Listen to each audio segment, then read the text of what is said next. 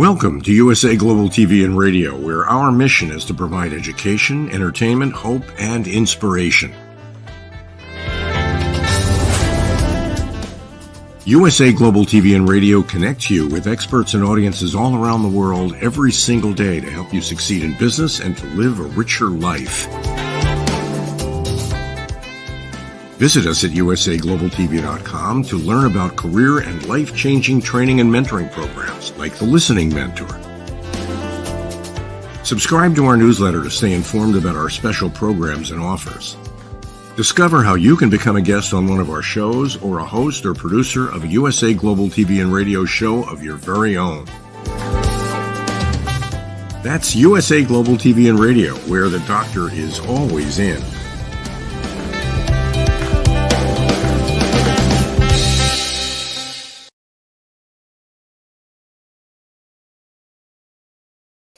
Hello, everyone. Good morning, good afternoon, good evening. Welcome home to USA Global TV and Radio. I'm Dr. JACALYN KERBECK, and our show today is Food and Our Emotions. This started out as a 6-part series, and it's a 12-part series. I think this is episode 15. I'm not even sure. There's so much more to discuss, to share, to educate, to hope, and to inspire. Joining me is the star of our show. He is our longevity strategist and expert here at USA Global TV and Radio. Let's welcome Mr. red.olaughlin.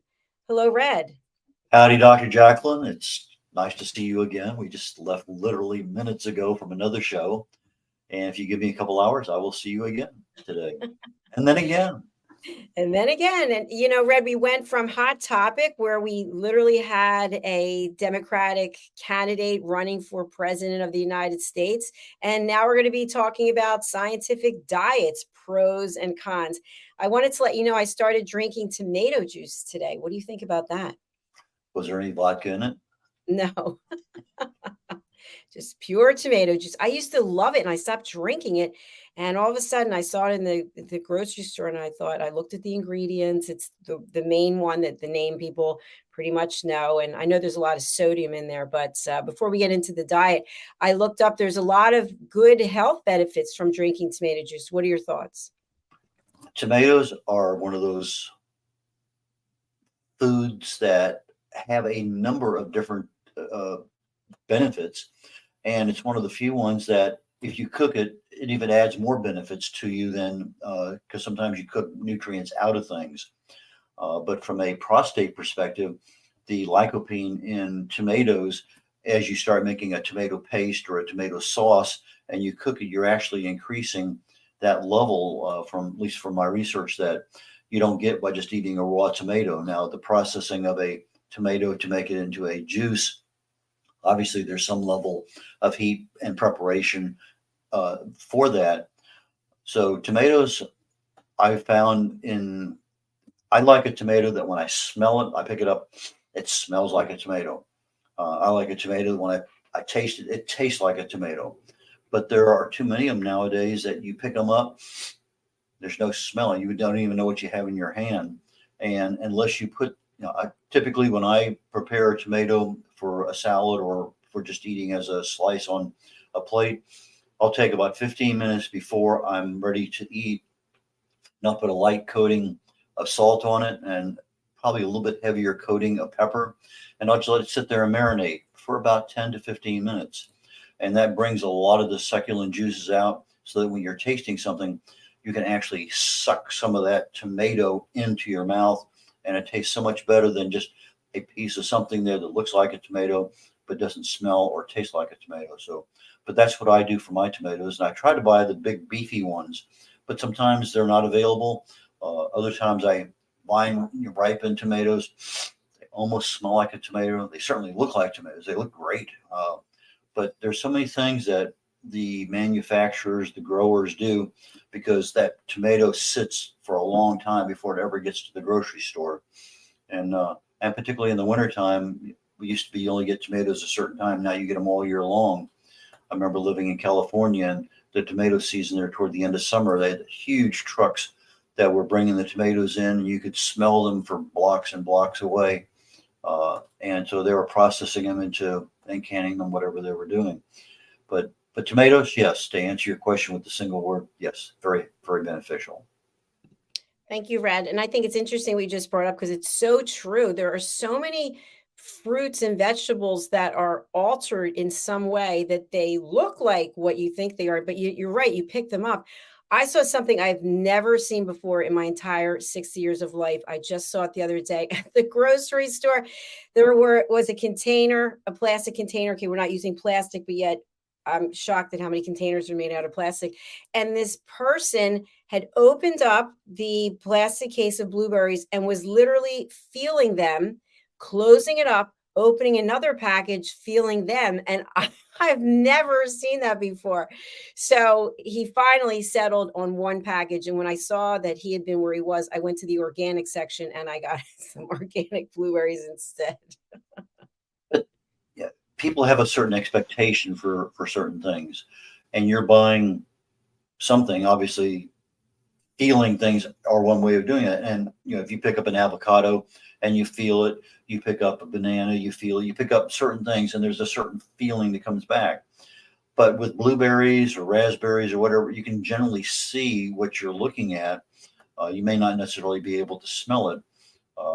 There are some kinds of fruits that just, oh my goodness, they're just guavas are one of my mom's favorites. She's been passed on quite a few years ago. But I can pick up a package of guavas, and there's the little holes there in the plastic, and I can smell that. And if they're ripe guavas and you get that really deep guava smell, I just break out into a smile because I think of my mom. And it's just, but sometimes you pick them up and you're expecting them to smell like it, and you have to, what are you holding? They look like guavas, but they don't smell like guavas. And so, yes, I think a lot of people do have an expectation. And picking up a tomato, you can wash off the outside of that. How many washings are you going to do on which parts of the blueberries? I don't know.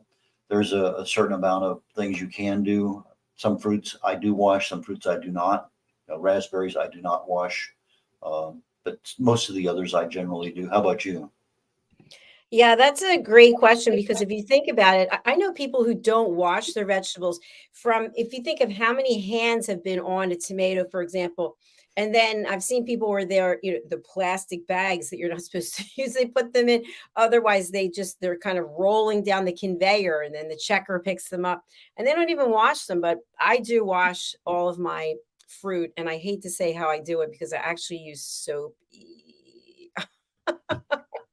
Well, from kids' perspective, they play out in the dirt, and their immune systems are so much better than those people who have been protected all their life because they've been exposed to all that. Their gut, everything has absorbed that. So there's some level to be said. Now, when I order iced tea in a restaurant, I say no lemon because that lemon has been touched and felt and carved, and you have no idea where that lemon's at. And if it's on the outside of the glass and part of it's in the liquid, there's enough problems with the iced tea anyway. I don't want to add any extra to it, so I just say no lemon. If they're sitting on the table and I can pick one up and squeeze on, that's a little bit different. But we don't even think about the lemon that's been handled by everybody, been cut up and sitting around, probably never ever been washed. It just came in a bag. Thank you very much. Cut it up and prepped it for whatever. But there's so many things out there that we don't even think about with regard to the foods we eat, and most of the time it's a non-issue, but every so often our immune system is a little lower and it becomes an issue. But what does this have to do with scientific diets today? Well, scientifically speaking, I feel like a lot of the produce is altered in some way. So, do scientific diets include scientifically altered food? Well, I don't know that you can find any food nowadays that doesn't have some level of scientific altering. Even organic stuff, because they're using organic fertilizers. Uh, I switched over to organic fertilizer for my yard about 10 years ago. And until this year, with the really, really hot, dry summer we had here in Houston, almost 80 days of triple digits in Houston. And we rarely see more than 2 or 3 in a year, but it was just back to back to back to back. In a normal year, I would water my yard maybe once, possibly twice. I can't tell you in the last 10 years if I watered my yard more than 3 times. Probably once, maybe, but I was having to water my yard twice a week. And even with water restrictions, they allowed me twice a week. And I'm out there because it just, for whatever reason, this particular summer happened to be one of those tidal wave ones of immense proportions. But when you look at any of the scientific things that we do nowadays, well, how much of a particular nutrient is in a tomato? You brought up that earlier. Well, 80 years ago, it was totally different. In fact, for almost all of the food products that we have, the nutrient ratios were much, much, much higher. But over time, with mechanization, with storage, with transportation, if you're buying your cherries out of Oregon, well, that's not too bad to get it to Texas. If you're buying your cherries out of Chile, that's a little bit longer trip, a little bit more storage required. And so there's a lot of things that we now have to account for with regard to not only the growing, but the logistics involved in getting it to the rest of the world. So yes, I'm sure there's a lot of things that are scientifically adjusted. But when I started doing it, I usually use Google as my primary source. Lately, I've been using ChatGPT as a potential source, but ChatGPT is only good up until about September of 2021. Anything after that, it doesn't have it because that's stopped. There's nothing available. So if I pick a topic that's, let's say, UAW strike right now, what's going on right now? ChatGPT doesn't have anything on it because it's newer than what ChatGPT has in its database. But I also use YouTube. And so when I started doing my search for scientific diets, there was 3 of them that I listed, Golo, PhD, and Soda. Those are the 3 that I really wanted to kind of talk about today. So I went into Google and I started doing my usual due diligence in preparation for the show. And what I came up with was, okay, what's the best scientific diets? Well, they came up with Mediterranean diet, DASH diet. That's the one to dietary approaches to stop hypertension, DASH, DASH. Plant-based diets, basically your fruits and vegetables, ketogenic, non-carbs, and Paleolithic, a little bit more in the same vein as keto. And I don't consider those to be really scientific diets. I thought they were interesting in many, many regards, but I didn't see the science in there. But then I guess you have to come back to, why do people diet? What do you think the primary reasons are? To lose weight. Okay. I think weight management is by far the absolute number one reason why people diet. But some people diet, and maybe diet's not the most correct word.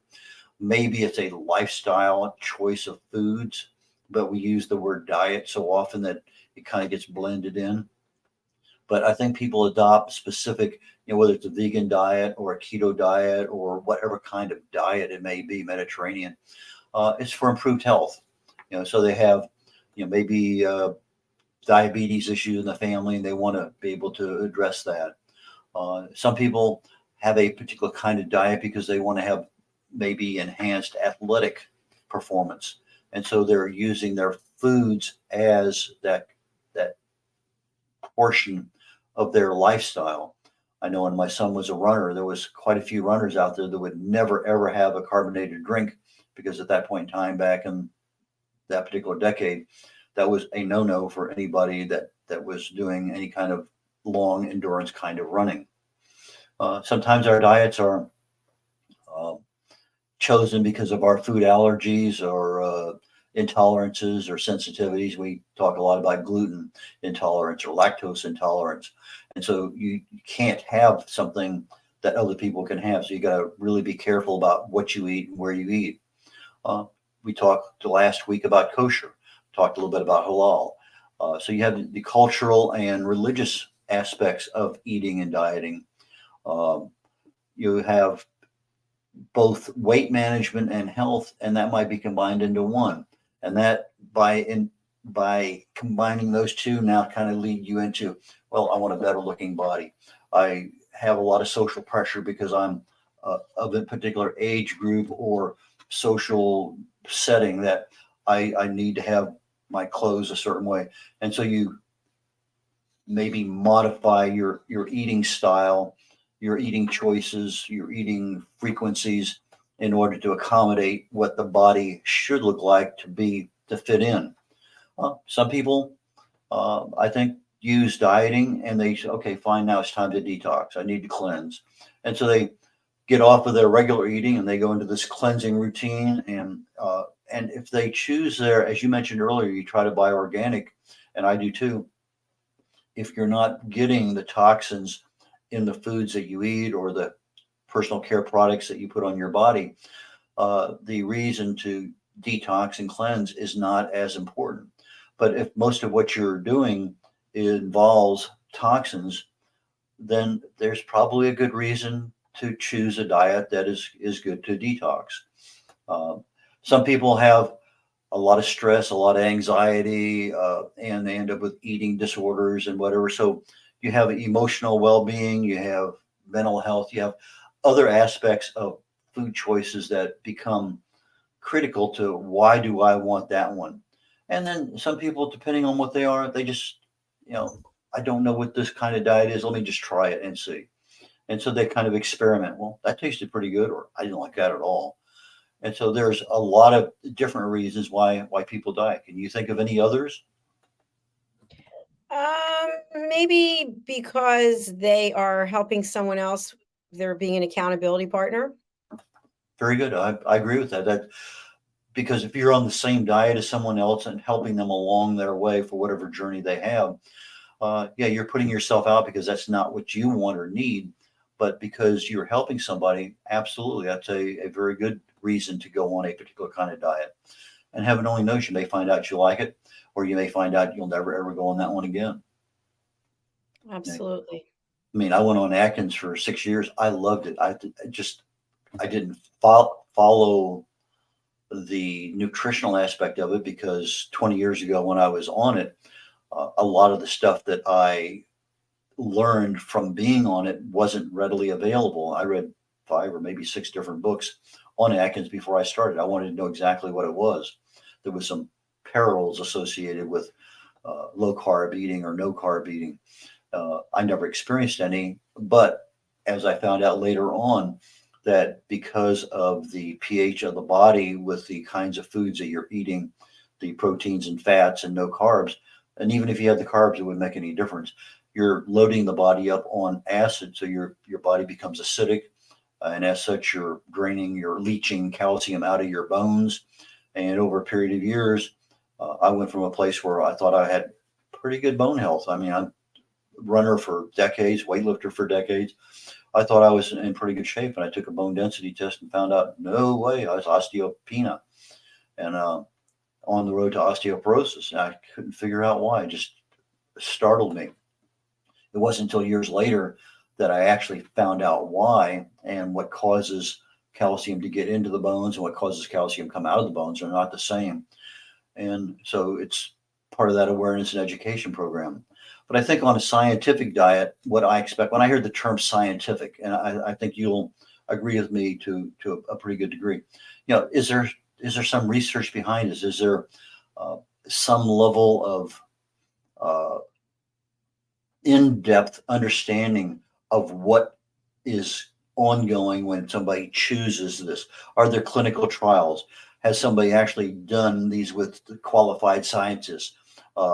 And they know their fields. Like most doctors are not necessarily cognizant of the latest nutrition and other things in those fields. So I want people who are qualified in that.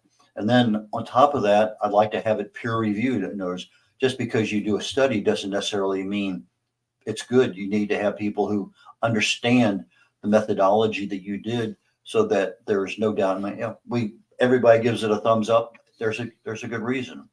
And I think with a scientific diet, you want to have some level of reproducibility, that if I'm on this diet and you're on this diet and we're both on this diet to lose weight, to improve our health, to do whatever our goal is, that we should see the same end result. So in other words, if I lose 10 pounds and you lose 8 pounds, we both give it a thumbs up, because that says, okay, it's reproducible. It means something.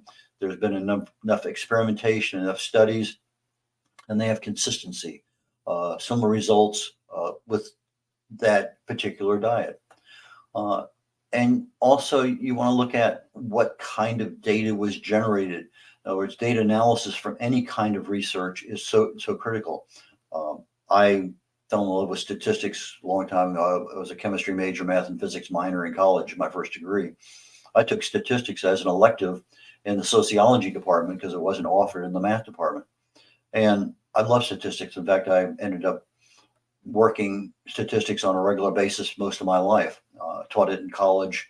To me, there's a lot in statistics that allow you to understand processes much better. But statistics, data analysis, trials, all of those things become part of the scientific method that I'm doing something. If I'm looking at two different studies and one had a random controlled trial and another one did not, I had to ask myself, well, why did they not incorporate the randomness in this thing? There's a lot of things there. What kind of sample sizes did they use? You hear things all the time about, particularly we just got finished with a presidential candidate on our last show. Well, here's a poll. Well, they have to publish the results of, well, how many Democrats did they do? How many Republicans? How many independents? And were they registered voters? Were they what? So in other words, you look at the sample sizes to say, well, that doesn't make sense, or okay, I agree. And then part of any kind of scientific study is the length of time. I think when COVID came out, they truncated, what typically would be a 5-year test on a vaccine because of the necessity with our healthcare system, right, wrong, or indifferent, doesn't matter. A decision was made. And they said, okay, this works. But as the trials went on, they found out that, yeah, it worked great for the first couple of months. So we're getting fantastic results. But 7, 8, 9 months down the road, the efficacy of that particular vaccine waned significantly and it became less than desirable. And they talked about, well, we have all the scientists agree. Well, just because you have a scientist agree on something doesn't necessarily mean consensus of everybody out there. And consensus is something that, if 1 + 1 = 2 and everybody agrees, I get these 2 items and it's 1 plus. But sometimes we don't always see the same thing. So there's just a lot of things that are out there all the time, and it needs a continual evaluation. So as I'm looking at things, and I started looking at 3 different things that I see on a regular basis, and I'm not talking about the Mediterranean, I'm talking about Golo, PhD, and soda. So if I look about Golo, that's something I hear quite often in my neighborhood. Is it have you heard of Golo? Is that something you've heard of before? I have, yes. Okay. And, it's a way, it's not too expensive. And I look at it and, it's an interesting one. They talk about Golo for life, but they're shipping you out nutrients, in a bottle at generally 3 to 6 months or 9 months. And they say, people took this thing in a study done when, they lost this much or this many inches or whatever it may happen to be. And you come down, okay, what exactly is it? Well, it's a bottle of pills and it costs you, $60 or $100 or whatever it may happen to be. And then you say, well, what do I expect out of this thing? And so you come down, you do a little bit more research and you find out, well, they're giving you some extra, they call it patented formulation of some kinds of ingredients, minerals, vitamins, etc. And they're generally organically grown, chelated minerals. And okay, so fine. So if I stick with what they call affordable foods like eggs and poultry, fish, fruits, meats, and some grains, potatoes, bread, that they're trying to get you to eat a healthy diet, but they're also giving you something that is more than just this. So if I can change your lifestyle choices where you're eating whole, healthy foods, okay, I'll give you 2 thumbs up for that. No trouble at all. If I give you the nutritional supplements that I think make your life a little bit better because maybe we're not getting enough of the particular vitamin or nutrient or mineral that we need, then then I think that's good too.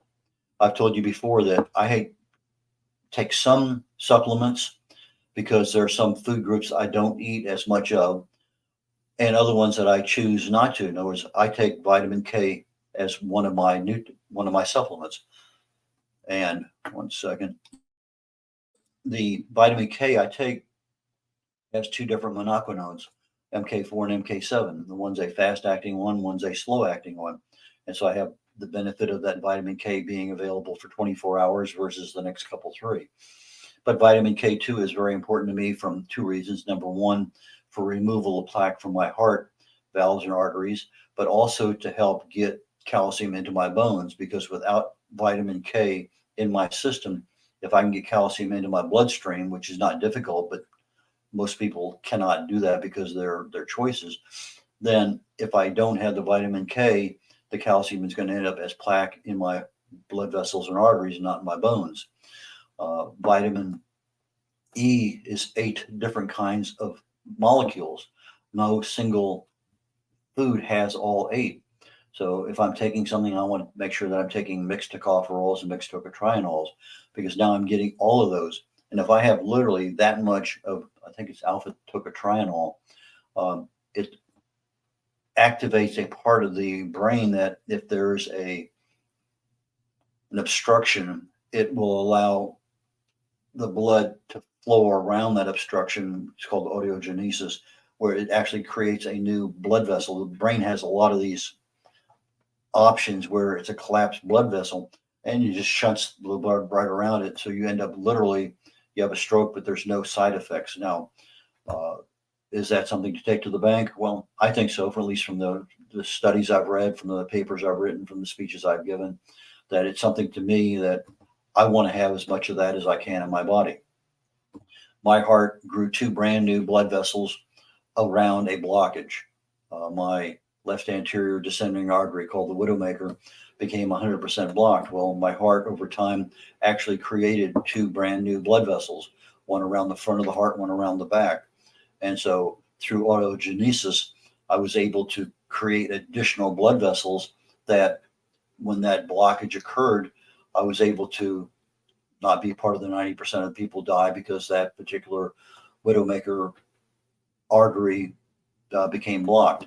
So there's a lot of things in our bodies that can happen, but we need to know why they are. So if I'm looking at a scientific diet, and Golo is relatively priced, I don't think it's too expensive, less than $100 a month. Not too bad. It offers some guidance with regard to food you eat. Okay, I can see that. Is there science behind it? I think they're using the word science and kind of incorporating it into, well, if you do this and this and this, our scientists say that. Well, okay. But again, do I need somebody to tell me to eat fresh, whole fruits, vegetables, meats, healthy fats? No, I don't. Do I need to spend, $60, $100 a month on supplements? Now, I may need to spend 20. Do I need to spend 60? I don't know. So there's a lot of things there. Your thoughts? Yes, I wanted to just jump in. Sitting here are my supplements, Juice Plus. So I love these, and I'm a distributor. Just have to say that. But there are 4 different boxes, and I'm a distributor under Roland Friedel. And with us is Constance Stringer, who is one of our team members here as well. And I love them. I take them 2 tablets of each of them every day. And I know that means that you can't just say, well, I'm not going to eat healthy. I think a lot of people think, okay, I'm going to do whatever I want, and then I'm going to take supplements, and then they're going to fix the issues. And as we know, that's not the case. You still have to eat healthy. But Red, one thing I want to share is, and I might get a lot of rocks thrown at me for this, I don't know, but based on everything that I've been going through and that I turned 60, I have been beating myself up for years about my weight, obsessed with what my weight is. And I just decided that instead of looking at it like that, I'm going to look at how strong I am. And that's what I'm focusing on, my muscle tone, how strong I am. And I've taken a lot of what you've taught me over the years about nutrition and longevity. And so I'm eating 2 meals a day instead of 3, and I'm using the salad plate. And the one meal may contain food that is not on the accepted list, such as pizza. I know you're not a pizza fan. I love pizza. I love bagels. I had given them all up, but I'm having it. And the other meal is extremely healthy. And I've got my supplements. I'm getting really good sleep. I'm getting really good exercise. So I just decided to stop beating myself up. One of our team members, Trish Robichaud, she said an analogy that really resonated with me, and I'd love to know your thoughts. But if you think of a rock or a shell or something that's on the sand, and the ocean continues to come in and hit it over and over and over again, it's going to be changing its shape.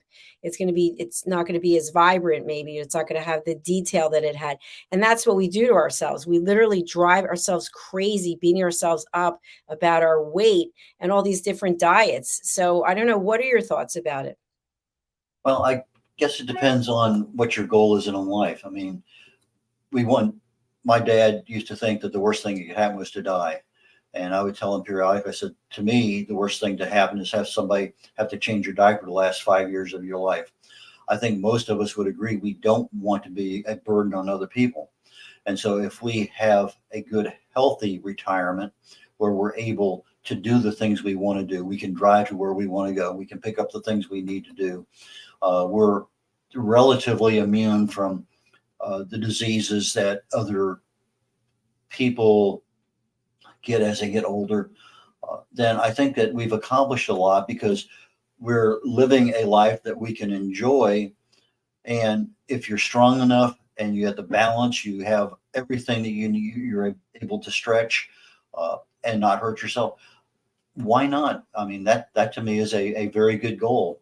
Just to look good, but have diabetes and congestive heart failure. I look good, but you can't do what you want to do. You can't travel to where you want to go. Maybe there's some restriction on your driving because of issues. There's just so many things there. So to me, if I want to live to 100 years of age, I want to be able to be functional at 100 years of age and not have to be living in a home, not have to worry about somebody coming in to take care of me, to cook for me, to clean up, whatever may happen to be. So to me, it's more important to be functional and not reliant on other people. That's just my way. What are your thoughts? No, I agree with you. We've talked at length really about the quality of life and about having a lifestyle. And something else that we've talked about on this show and other shows, dementia. My mom had dementia. It's a very difficult disease for the patient and also for the caregivers. And you have to say to yourself, if that were to happen, how do I want to live? So I would encourage people to think about that as well, to make some decisions while you are fully functioning and able to make decisions about how you want to live and what the quality of life is. So I think what we're really bringing to life here is education, obviously, and awareness. That's what we talk about so that people can make decisions. I think the lifestyle that we live is what's also super important. And if you are someone who's going from diet to diet to diet, maybe analyze what is going on. Why are you, and I hate to use why, so let's not say why, but what's the catalyst for you to switch from one to the next, as opposed to embracing a healthy lifestyle? Your thoughts? Well, we hear this thing, the yo-yo diet. You go on a diet, you lose 10, 20, 30 pounds, and then 6 months later, you're back up plus 5 pounds from what you were before you started the diet. So that yo-yo happens. Well, the diet obviously worked. You lost weight, but there was some reason why you decided, I don't need it anymore. And you go back to your old lifestyle, which put the weight on. And we don't learn from our mistakes. Maybe there's a reason that these things work and don't work. And if okay, if I'm eating pizza and bagels 3 meals a day, maybe I have to expect I'm going to be 30 pounds overweight. But if I'm not eating that, maybe I'm just having it on a Sunday afternoon, every other week, because I need to have that taste in my mouth, that unctuousness, that flavor. I get it, but I don't necessarily get it every single day. Or maybe I only need a bite, and so I take a bite out of something and whatever it may have to be. But the food issue is something that we fight all the time. And again, do you have a goal for what you want? And are the choices you're making going to get you to that goal? Now, we talk about on this show and on other ones what makes a healthy lifestyle. And it's more than just the food. Now, the food obviously has a certain caloric and nutrient value that comes in, but you also have exercise, and it's more than just cardio. You got strength, you got balance, you got stretching, you got a lot of different aspects of exercise. You got stress management. Stress is one thing that will add inches around your waist faster than just about anything else. You got sleep, just a lot of different things that combine together and add to your physique, your emotional stability. And you mentioned a salad plate for those people who are not familiar with that particular option. If you're using a regular sized dinner plate and you want to start cutting back on the food you're eating, just a caloric restriction, go to a salad plate, something smaller, put whatever you want on that one, load it up, but don't go back for seconds. Over time, you're going to find out that that smaller plate will satisfy you just as much. In fact, in most cases, when you have a larger plate, there's a process that goes on in the brain, between the brain and the stomach, that actually says, okay, you've had enough. And if you're really attuned to your body, you'll feel it. It won't last very long, quarter of a second, half a second, maybe longer. But if that thing hits and you're aware of it, you can actually push away from the table and you're fine. But most of us have been trained to ignore it because your parents said, you're going to eat it. Doesn't matter. Or it costs $45. I'm not going to leave it and send it back to the. So there are a lot of things there that just become part of the habit. And I see we're kind of running a little late on time, and I did want to cover a couple rule things real quick on the PhD weight loss program. That's another one that now they're charging anywhere from $500 to $3,000 for that particular program. There's consultation, meal plans, exercise, some support groups. And again, is that really what I need?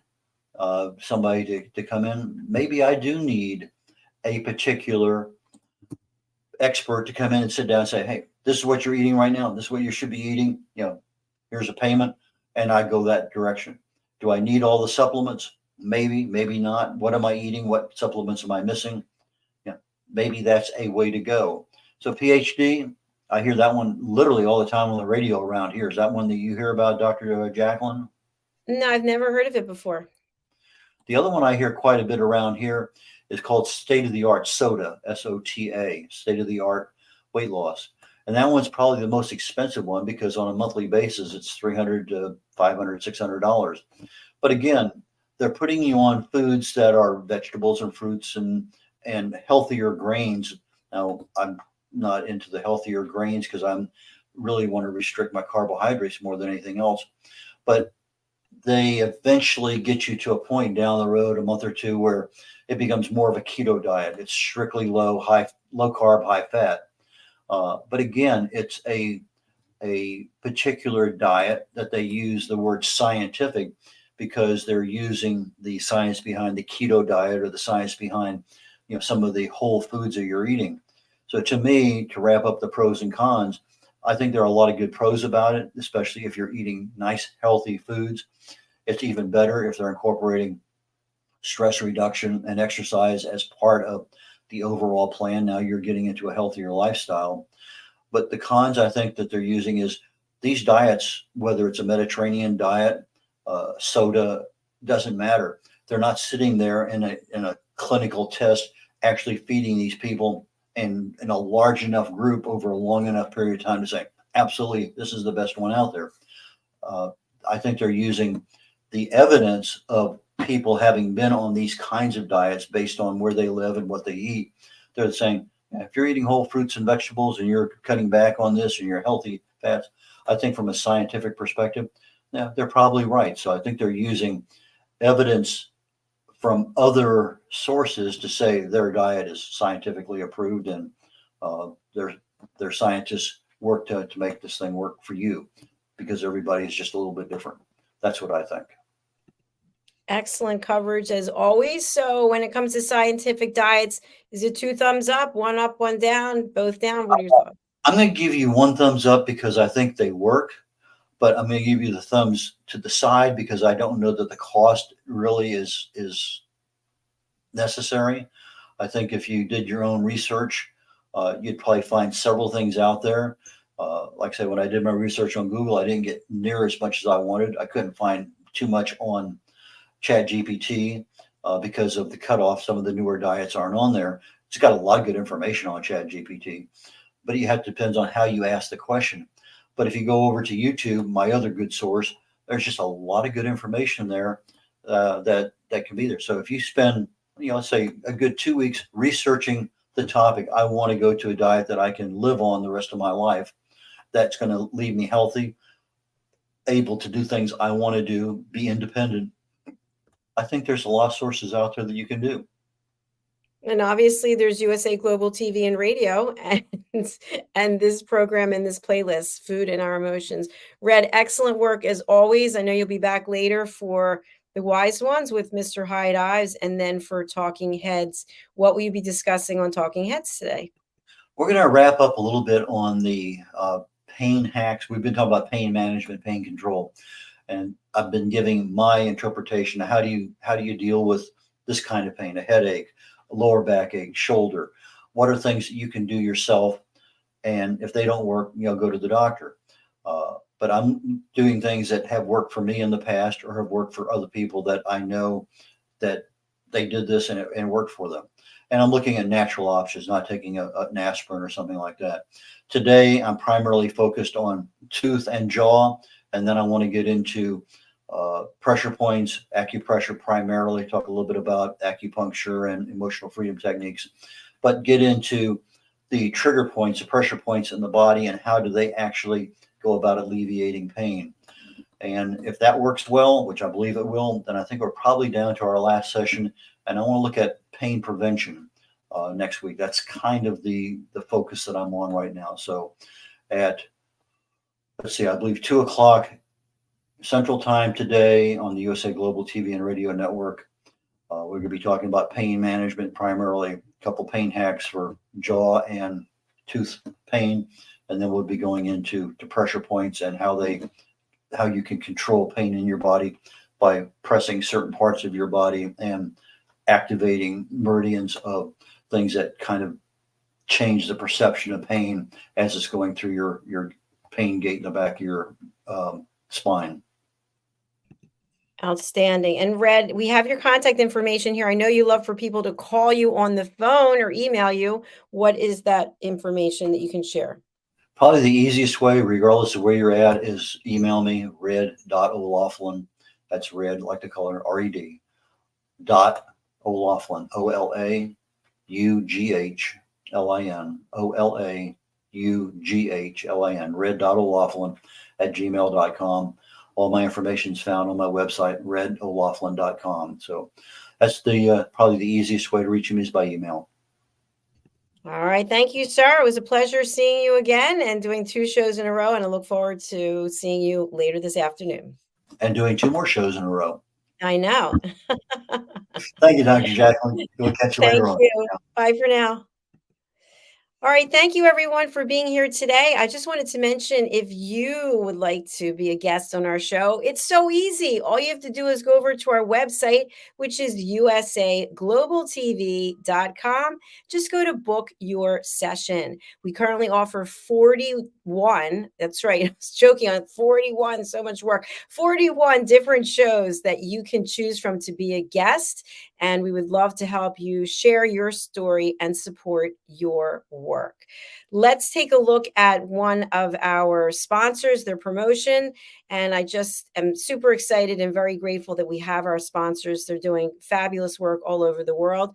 So let's first look at Zane Carson Carruth and her sponsorship. Thank you. Hi, my name is Zane Carson Carruth, and I'm the author of this book, The World's First Tooth Fairy Ever.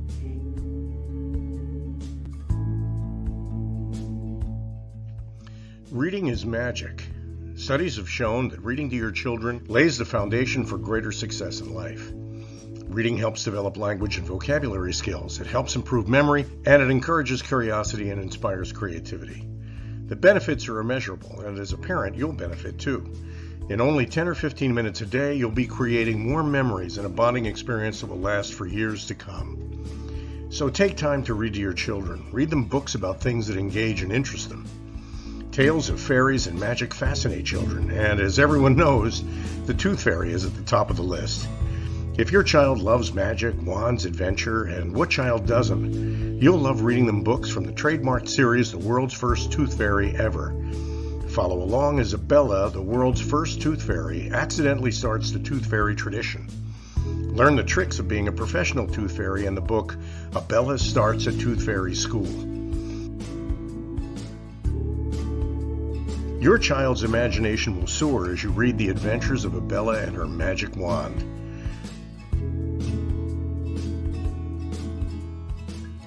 These wonderful books are available at worldsfirsttoothfairy.com and at Amazon, Barnes & Noble, and Walmart.